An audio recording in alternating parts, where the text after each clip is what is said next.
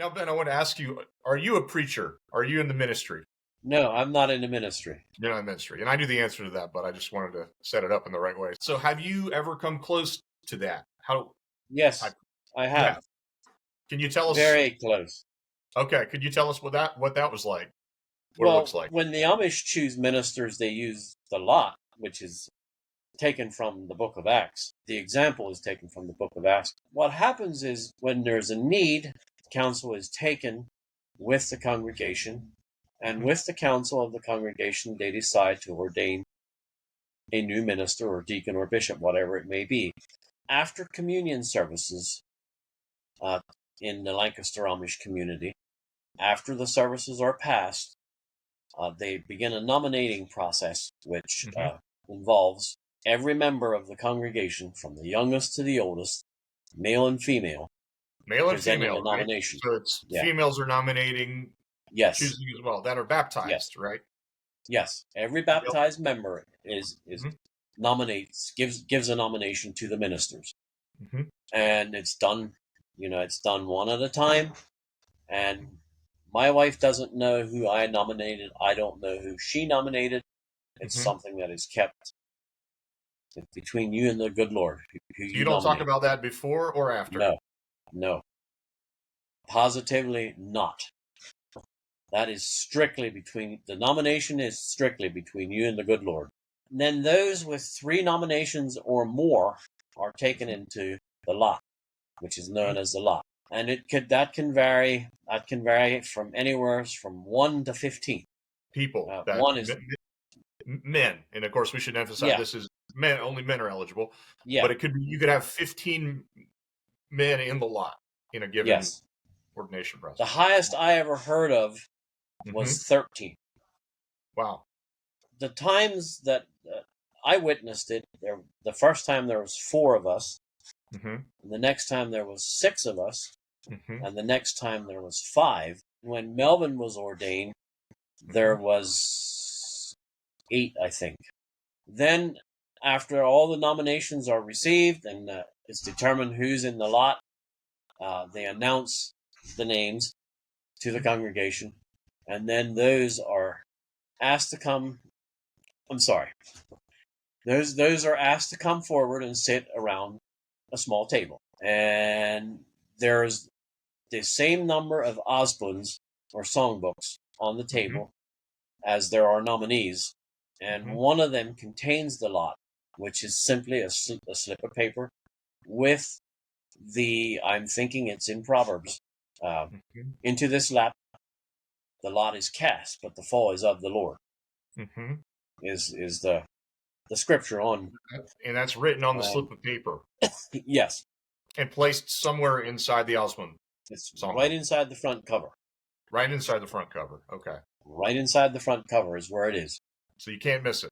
So after they usually pose a single examination question, just Hmm. asking if they're in agreement with the basic tenets of the church. And after that is affirmed, they are each asked to select a book, and then 2 bishops start at one end of the table and open them 2 at a time until they find the lot, and then that's the chosen one. So the times that I was included, it always came down to the last 2 books. Really, All the other ones were open except those last 2, yours in and the it was last. always the other guy. It was always okay, and this was It and was this always was the other guy. 3 times you said you were in the lot. Yeah. So you've It's, done this 3 times when you've gotten down to the final stage, let's call it. yep. Yep. And those And the books are scary open. part for me Yeah. was the one time, it was my Uncle Amos and John Yu Hmm. had opened the last 2 books, and they were monkeying around, and they were like motioning to each other, and what's going on? I thought I saw the slip in the other book. I was fairly certain that I did. Um, but John, who was standing right in back of me, Hmm. starts speaking, and I was like, oh. But then the lot was actually in in Ivan's book. What they were doing is what Uncle Amos wanted was John to do the talking because John was the home bishop. Okay. I mean, but I thought I could just tell by his expression that he knows where it is. It's Really? in the book he has. Yeah, Because in the book he has in his hand. Because he kept like shaking his chin at John, and John's like, "What are you trying to say?"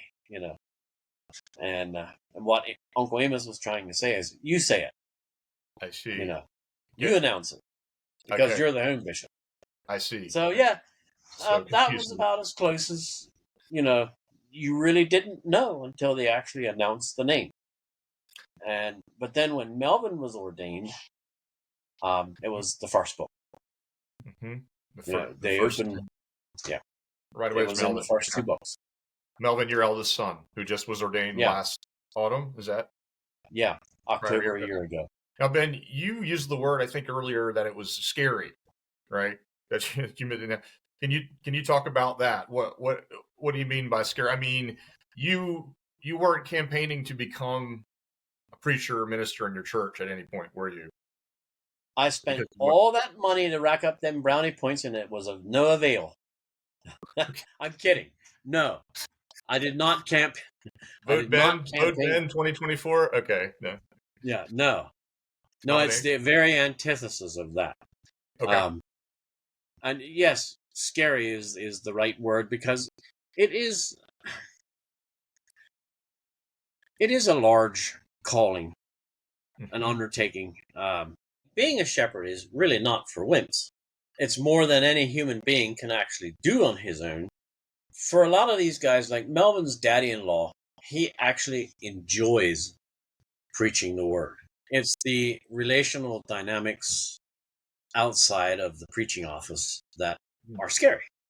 Mm-hmm. And it's kind of the downside of a close-knit, tight-knit community type of things. You not only do you see the pastoral, warm, as Reinhold Niebuhr put it, Kiestalwärme, which means the warmth of a narrow confines of a cow stable. You also see the warts, the bad and the ugly, and you. That's all, the human side. Gotcha. The results of our flawed and broken natures. It is something that you have to deal with. You said those relational dynamics. So, for example, can you give me an example of that? Is that if there's are you talking about like if there's a problem in the church, if someone is not adhering to the rules, let's call it? Well, yeah, the tension between the innovators and the traditionalists. That's usually Okay. probably about the most common cause of tensions. More so than sometimes though, like scriptural interpretation or applications. There's some of that, but the most is the personality clash. So Is you're the in the middle of scariest that one. as a minister. You're in the middle of that, and it's Yeah. your responsibility to Well, sort out yeah. those issues. It's You're in the middle of that just like everybody else. But Okay. as a minister, you're responsible to help work it out. Help straighten the wrinkles out and get these people to get along and encourage them in the right ways, et cetera, et cetera. So you don't campaign to be a minister. No, no one, honestly, no one, but generally men in the church are not seeking to be a minister for those reasons. I mean, it's an additional burden on you. Is that correct? Yeah, there's no there. You don't. It's not something that you aspire to or throw strong hints that you wouldn't mind being the chosen one, and that's something that I very greatly appreciate about Mm-hmm. the politics is just removed, and there's Mm-hmm. no and that's also very un-American. Mm-hmm. And we were in Philadelphia visiting Independence Hall some time ago, and some of the history that we learned that day is when the Continental Congress began deliberations on who to appoint as commander in chief of the American Army. Mm-hmm. When George Washington's nomination came up, he left. And I was like, man, that is so different than today. And the other thing that that I was kind of struck by is the legend is that Thomas Jefferson rarely spoke in public because he didn't like the sound of his own voice. Well, I tell you, I just wish some of these guys today would not like the sound of their own voice. How different that is. So yeah, the minister selection process is not typically American, and it's a fact that I greatly appreciate. Like, say, had I been ordained, I would be very fearful that you would say things that were not edifying, or that would be more of a hindrance than a help.